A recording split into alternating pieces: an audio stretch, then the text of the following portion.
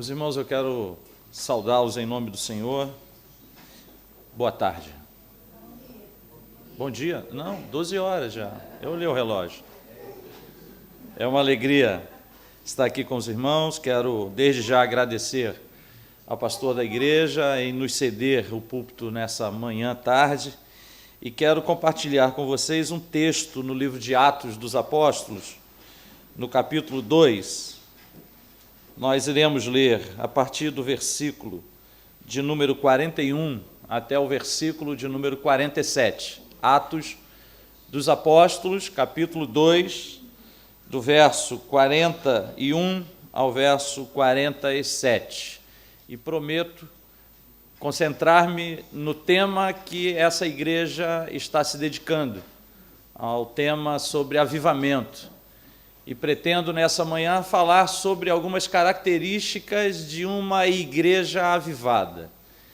No ano de 2016 que passou, nós trabalhamos esse tema em nossa igreja. Então foi um tema que tivemos a oportunidade de trabalhar com a nossa igreja lá no Brasil. Como foi dito pelo pastor, pela graça de Deus, sou pastor em uma igreja, Assembleia de Deus, Ágape, na cidade de Niterói, no Rio de Janeiro. E é uma alegria, então, como já disse, estar aqui com os irmãos. Creio que podemos ler o texto bíblico.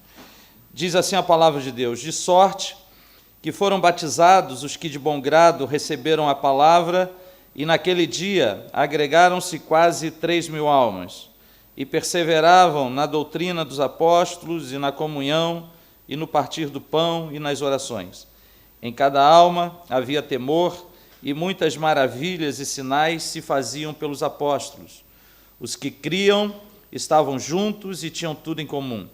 Vendiam suas propriedades e fazendas e repartiam com todos, segundo cada um tinha necessidade. E perseverando unânimes todos os dias no templo e partindo pão em casa, comiam juntos com alegria e singeleza de coração, louvando a Deus e caindo na graça de todo o povo. E todos os dias acrescentava o Senhor à igreja aqueles que haviam de se salvar. Amém. Que Deus abençoe a leitura da sua palavra e que o seu Santo Espírito continue falando aos nossos corações. Meus irmãos, quando abrimos o livro de Atos dos Apóstolos, nós encontramos parte da história da igreja.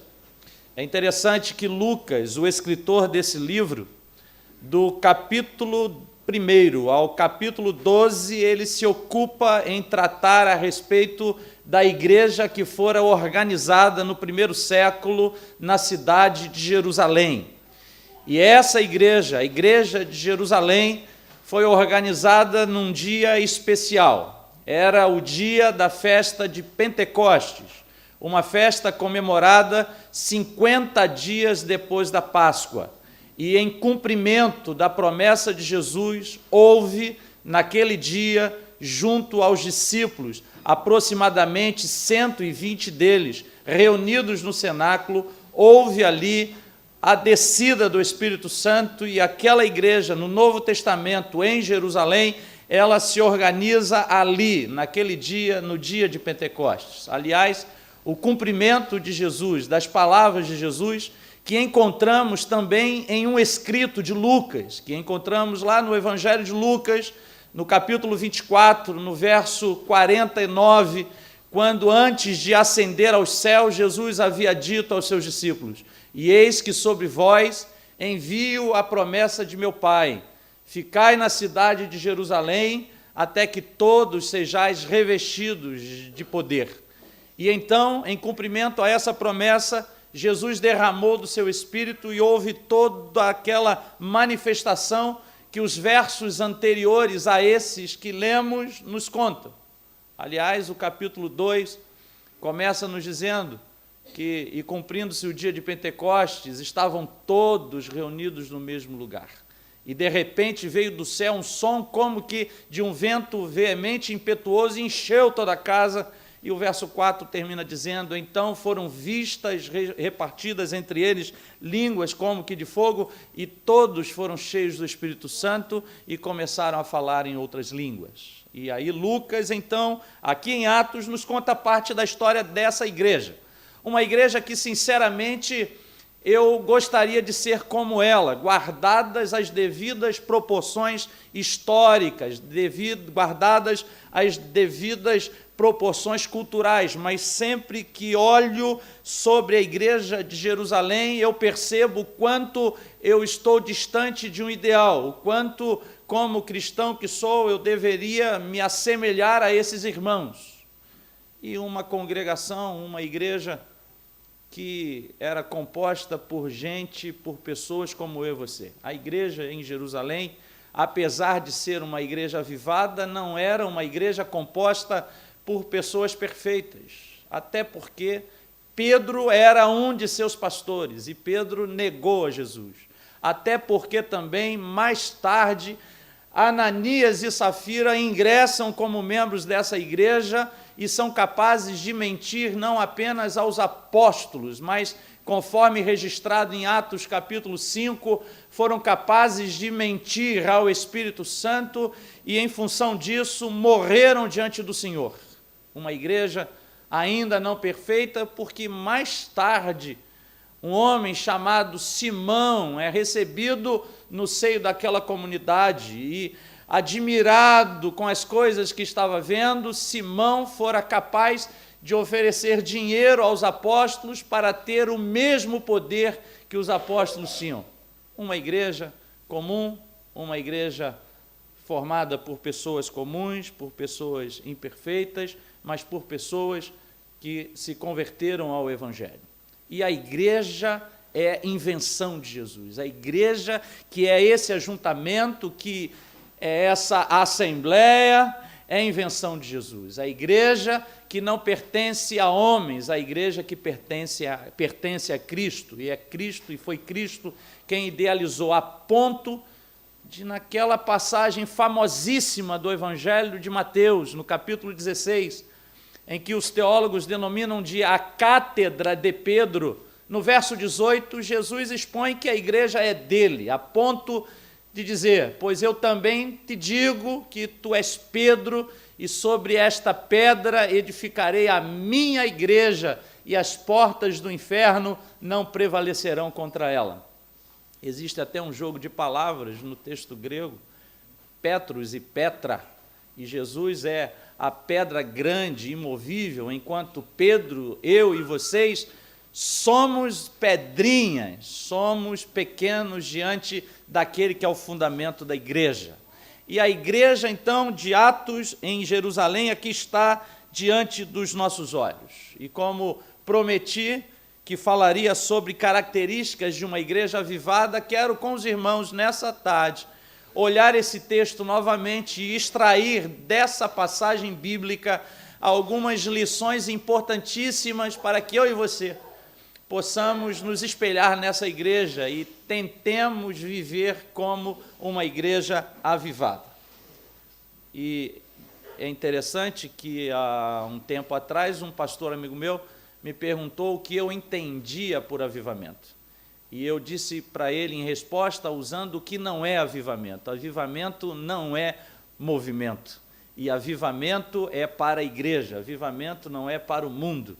E esse assunto tão empolgante me fez relembrar alguns homens da história que passaram aqui perto da gente, como Jonathan Edwards, um grande avivalista, um grande pregador, famosíssimo e conhecido pelo seu sermão, Pecadores nas mãos de um Deus irado, um sermão que produziu um resultado esplêndido naquela igreja. Mas voltemos ao texto de Atos e olhemos aqui algumas lições importantes para que eu e você saibamos identificar características de uma igreja avivada. Em primeiro lugar, uma igreja avivada é uma igreja que tem doutrina. No verso de número 42, a primeira expressão no verso diz: e perseveravam na doutrina dos apóstolos, doutrina esta que os apóstolos receberam diretamente da parte de Jesus. Então, quando pensamos numa igreja avivada, não pensamos numa igreja que está a mudar a sua doutrina. A igreja avivada não precisa mudar a doutrina, pelo contrário, uma igreja avivada, ela zela pela sua doutrina, e mais do que nunca, nós precisamos olhar a doutrina e preservar a doutrina. Vivemos dias difíceis nos quais as doutrinas bíblicas sadias para a igreja estão sendo mudadas. Lembro que João, na sua primeira carta, no capítulo 4, no verso 1, ele nos faz uma advertência muito séria. Amados, não creiais a todo espírito, mas provai se os espíritos são de Deus, porque já muitos falsos profetas se têm levantado pelo mundo. Uma igreja avivada preserva a doutrina. Uma igreja avivada não é uma igreja crédula a ponto de trocar a doutrina bíblica por novidades que aparecem, por novidades que nos são oferecidas. E a palavra de Deus nos diz mais uma vez que uma igreja avivada, ela procura conhecer a doutrina bíblica, ela precisa conhecer a palavra, pois avivamento vem pela palavra. Estive vendo o texto que os irmãos projetaram, um texto lá no livro de Abacuque, que reflete exatamente isso. Não existe avivamento para o povo de Deus que não esteja atrelado à palavra.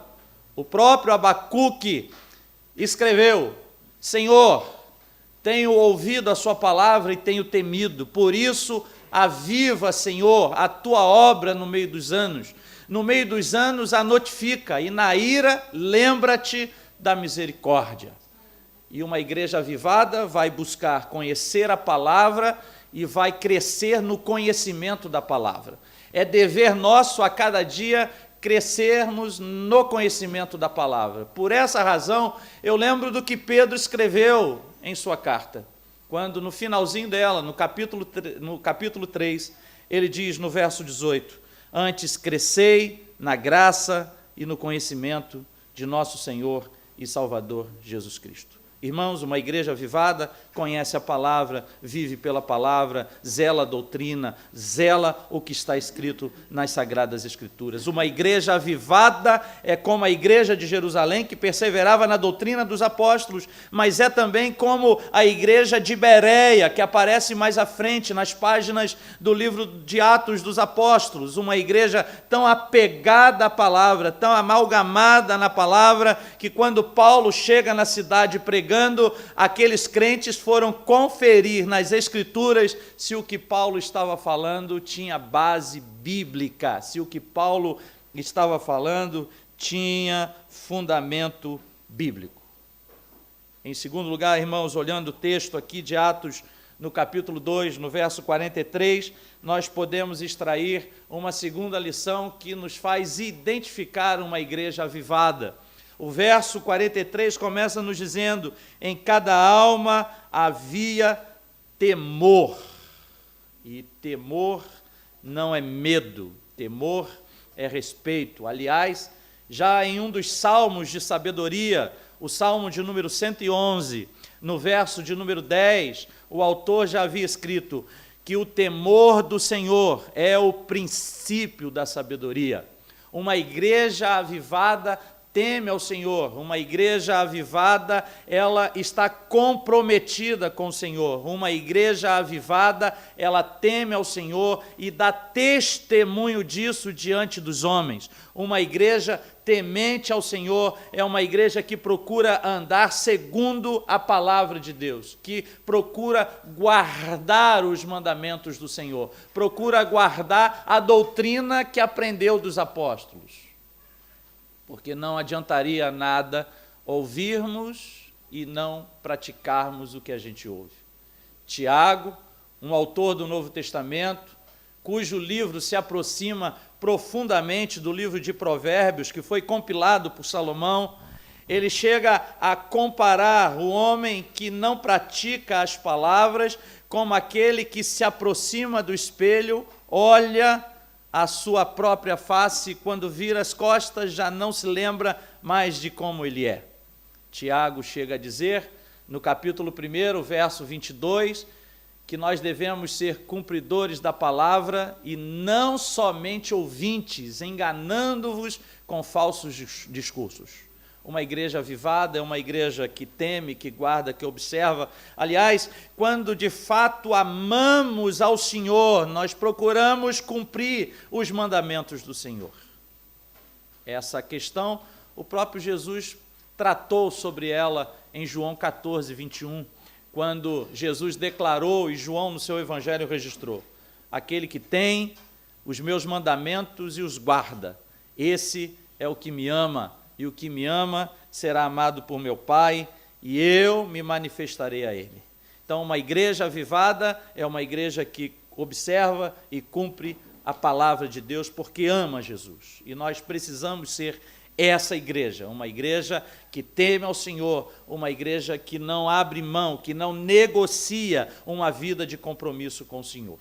Em terceiro lugar, ainda no verso 43, nós podemos olhar uma outra lição também importante para as nossas vidas. Se diz aqui no texto que muitas maravilhas e sinais se faziam pelos apóstolos. Os milagres aconteciam no seio daquela igreja. Os milagres aconteciam entre aqueles irmãos. Os apóstolos eram usados por Deus para a realização de milagres. Mas, em terceiro lugar, quando tratamos dessa questão, é fundamental que digamos o seguinte: uma igreja avivada é uma igreja equilibradamente carismática. É uma igreja que não fundamenta a sua mensagem em milagres, ainda que milagres possam acontecer quando da pregação do Evangelho. Uma igreja avivada não é uma igreja como vejo e percebo no Brasil, onde crentes vivem atrás de milagres e milagreiros, vivem atrás de pessoas consideradas especiais. Uma igreja avivada, ela é equilibrada, ela acredita que milagres e prodígios possam acontecer. Aliás, é natural até que isso aconteça quando a pregação genuína do Evangelho é feita.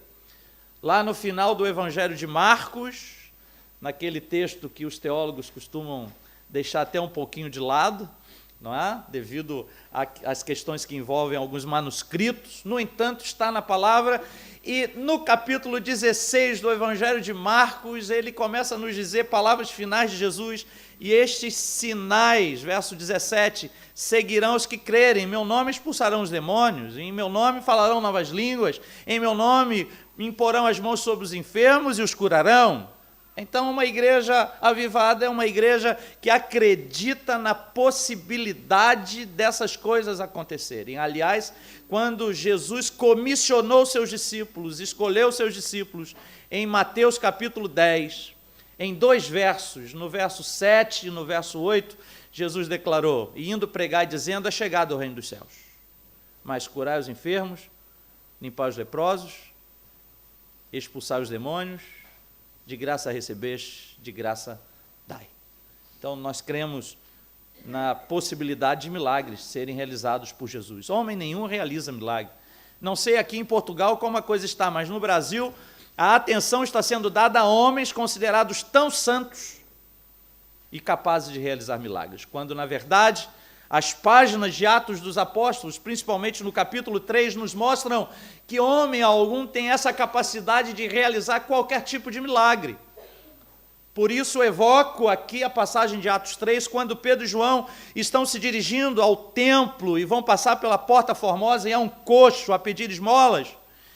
E Pedro e João, olham para aquele homem e dizem: não tenho prata, não tenho ouro, mas o que eu tenho, isso eu te dou, em nome de Jesus Cristo Nazareno, levanta e anda. Permitam-me abrir um parêntese rápido aqui, para dar um testemunho do que eu experimentei há 30 anos atrás, quando estava longe de Cristo, morto em meus pecados e delitos, e por causa da enfermidade cardíaca da minha mãe, desenganada pelos médicos, as batidas cardíacas dela muito baixas, e o médico disse: ou implantamos um marca-passo ou ela morre. E quando ouvi isso, aceitei um convite para estar numa igreja. E fui a essa igreja, e aquela igreja orou pela minha mãe, era um domingo. E na segunda-feira, quando a minha mãe foi se internar para implantar o marca-passo, em alguns exames preliminares, antes daquela pequena cirurgia, os médicos descobriram que o coração dela havia funcionado normal. Estava funcionando normal e não era mais necessário, naquela ocasião, implantar qualquer tipo de marca-passo. Então, eu experimentei isso dentro da minha casa, eu vi isso acontecer. Foi algo que eu pude perceber que Jesus faz. Quando Ele quer, Ele faz, Ele é soberano para fazer. Não somos daqueles que pensamos que podemos ditar as regras para Deus e dizer, faças isto, faça aquilo do nosso jeito. Ele é soberano, Ele é livre para fazer do jeito dele. Em quarto lugar, meus irmãos, há uma outra característica aqui nesse texto, e eu estou preocupado com a hora, não quero ultrapassar o tempo limite lá. Eu quero ser obediente ao pastor e à igreja e ao costume dessa igreja. Em quarto lugar, verso de número 44, há uma outra característica de uma igreja avivada. O verso nos diz que todos os que criam estavam juntos e tinham tudo em comum. Aqui podemos destacar o fato de que uma igreja avivada, a princípio, não é como a igreja de Corinto, que nós conhecemos pelas cartas de Paulo. Uma igreja que se vangloriava de ter entre ela pessoas com pelo menos 9 dos dons do Espírito, que não são a totalidade dos dons, mas uma igreja dividida, uma igreja com partidos, uma igreja com grupos que diziam serem seguidores uns de Paulo, porque gostavam da intelectualidade de Paulo, outros de Cefas, porque consideravam Cefas um homem rígido no tocante às tradições judaicas. Outros lá gostavam de Apolo, que provavelmente era eloquente nos seus discursos, e um grupo mais espiritual se identificava como sendo seguidor de Jesus, como se estivesse acima dos outros. Isso não é uma igreja avivada, não é avivamento. Avivamento produz isto que está no verso de número 44. Os que criam estavam juntos, havia unidade, havia comunhão, e a palavra comunhão vem da expressão comer pão, e essa gente aqui comia pão juntos, essa gente aqui sentava à mesa, essa gente aqui compartilhava, havia comunhão na igreja, havia unidade. E quando falamos de unidade, falamos de algo que é essencial para que a nossa mensagem tenha credibilidade junto às pessoas de fora. Porque o próprio Jesus disse que o reino dividido não permanece de pé. E quando falamos de unidade e comunhão, particularmente, eu lembro logo do Salmo 133, quando se diz lá, ó, quão bom e quão suave é que os irmãos vivam em união. E como todo bom pentecostal, com licença, preciso falar em línguas nesse texto, porque eu lembro do que lá, alguns anos atrás, na década de 96, nas primeiras aulas de hebraico, eu aprendi lá esse verso maravilhoso, Rine Matov Manima, Rima, Shevet, Gama e Arad, ou seja, ó quão bom e maravilhoso é que os irmãos vivam em união. É bom viver em comunhão, é bom viver em unidade. Jesus idealizou uma igreja assim, uma igreja onde haja comunhão. Aliás, ele orou para que tivéssemos comunhão. Ele orou para que vivêssemos em unidade. E alguns anos atrás seria impensável que um pastor assembleano usasse o púlpito de uma igreja batista, ou vice-versa. Essas coisas não aconteciam, hoje já acontecem, para a glória do Senhor. O próprio Jesus pensou nessa unidade, nessa comunhão, no capítulo 17 de João, que é denominado a oração sacerdotal de Jesus, a oração que ele fez pelos discípulos do passado, por mim e você, e por todos quantos vierem a crer. No verso 21, Jesus declarou lá, para que todos sejam um, como tu, ó Pai, o és em mim e eu em ti, para que o mundo creia que tu me enviaste, para que o mundo acredite na autenticidade dessa mensagem que a igreja vai pregar, que eles sejam um como eu e o Pai somos um. E isso não significa que vamos anular a nossa personalidade. Pelo contrário, o Pai é um. Lembrando dos catecismos da igreja, o Pai é um, o Filho é um. São pessoas diferentes, mas que têm propósitos iguais. Funções diferentes, mas propósitos iguais. A unidade da igreja. Em quinto lugar, olhando o verso de número 47, nós vamos já caminhando aqui para a penúltima lição desse texto, que tão claramente nos ensina nesse dia como sermos uma igreja avivada. O verso 47 nos diz: louvando a Deus e caindo na graça de todo o povo. Uma igreja avivada é uma igreja simpática, não é uma igreja ensimesmada, não é uma igreja enclausurada, não é uma igreja que se fecha para os de fora, uma igreja que sabe ser duas coisas que Jesus espera que sejamos. Quais? Sal e luz. Em Mateus 5,13, Jesus chegou a fazer a seguinte declaração: vós sois o sal da terra, e se ele se tornar insípido, para nada mais presta, senão para ser lançado fora e ser pisado pelos homens. E no verso 14, de forma seguida, Jesus diz: vós sois a luz do mundo. Nós precisamos ser esse sal que vai temperar, esse sal que vai dar sabor, essa luz que vai iluminar. E aí, é o nosso dia a dia, é o nosso contato com as pessoas, é essa simpatia que nós precisamos demonstrar para com as pessoas. Os de fora tinham prazer em participar dos cultos, gostavam de estar lá naqueles dias com os irmãos na igreja de Jerusalém. E em último lugar, ainda no verso 47, que foi o último verso que nós lemos, há uma outra lição aqui que nós podemos extrair desse texto. O texto termina dizendo: e todos os dias acrescentava o Senhor à igreja aqueles que se haviam de salvar. E aí a gente aprende que uma igreja avivada é uma igreja que não abre mão de ser uma igreja missionária, de ser uma igreja que se volte para a evangelização. A missão precípua da igreja é pregar o evangelho. Lembro de alguns anos, lá naquela década de 90, quando ainda nos bancos de uma faculdade de teologia, eu ouvi falar de Hudson Taylor, missionário na China, ouvi falar de outros missionários, pude ler Clamor pelo Mundo, de Oswald Smith, que muito impactou a minha vida, e essa deve ser a missão da igreja. A igreja precisa ser missionária, a igreja precisa pregar a palavra. Para isso, Jesus nos deu poder. E isso a gente encontra antes, aqui, logo no capítulo 1, quando no verso 8, Jesus disse: mas recebereis poder do Espírito Santo e ser-me-eis testemunhas, tanto em Jerusalém, aqui, Jerusalém, Atos 2, tanto na Judéia, quanto em Samaria e até aos confins da terra. Ainda que alguns confundam essa palavra poder, no original grego é dunamis, é alguma coisa que vai explodir dentro de você, que vai energizar você, para que ao mesmo tempo eu e você preguemos em Jerusalém, preguemos na Judéia, preguemos em Samaria e possamos expandir o evangelho até os confins da terra.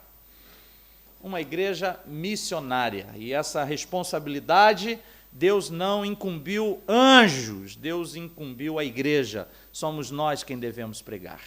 Naquele texto que citei há pouco de Marcos 16, logo no verso 15, Jesus disse: olha, ide por todo mundo e pregai o evangelho a toda criatura.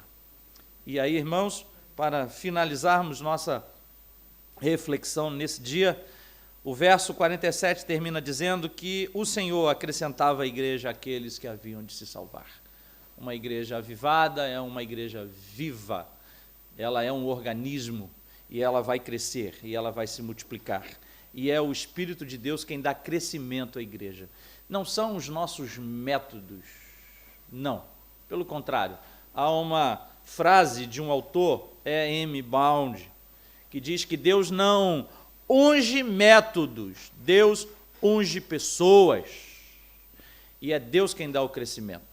É Deus quem faz a igreja prosperar. É Deus quem faz a igreja crescer, conforme palavras de Paulo em 1 Coríntios, capítulo 3, verso 6, e já caminho para a conclusão. Paulo declara em 1 Coríntios 3,6: eu plantei, Apolo regou, mas Deus deu o crescimento.